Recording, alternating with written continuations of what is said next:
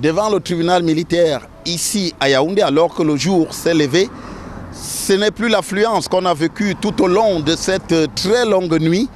Les décisions du tribunal militaire ont été prises et effectivement, les suspects ont été placés pour certains en détention préventive. C'est le cas de Jean-Pierre Amougou Belinga, du commissaire divisionnaire Maxime Eko, directeur général de la direction de la recherche extérieure, mais du lieutenant-colonel Justin Danoué et de tous les membres du commando.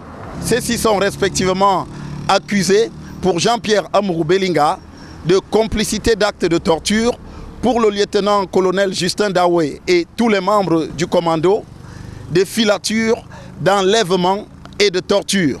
Pour ce qui est des personnes libérées, on enregistre notamment le cas de Bruno Bidjan qui a été remis en liberté provisoire, qui comparaîtra donc libre, mais également le colonel Raymond Thomas Etundisoué qui a été remis en liberté, ainsi que 4 autres personnes dans l'entourage de Jean-Pierre Amougou Belinga, le président directeur général du groupe de télévision Vision 4.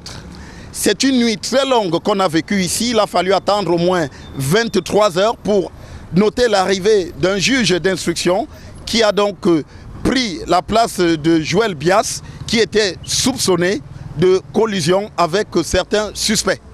Et c'est au bout donc de plusieurs heures, puisque ce n'est qu'à 6 heures, que les uns et les autres ont donc pu être placés en détention et d'autres libérés pour qu'on connaisse enfin l'issue de cette affaire spectaculaire qui a mobilisé l'attention de l'opinion depuis pratiquement un mois. Désormais, les mises en détention passeront 6 mois avant l'ouverture du procès. Pour le reste, les avocats de Jean-Pierre Amougou Belinga ont parlé d'une victoire qui est enregistrée de leur part avec la libération de leurs clients, pour certains d'entre eux du moins, tandis que l'avocat du lieutenant-colonel Justin Danoué estime lui que l'affaire va suivre son cours et que rien n'est déterminé à l'avance dans ce procès qui s'annonce lui aussi palpitant. Devant le tribunal militaire, pour Equinox Télévision, Rodrigue Ngassi, Joël Essengue, Guy Zogo.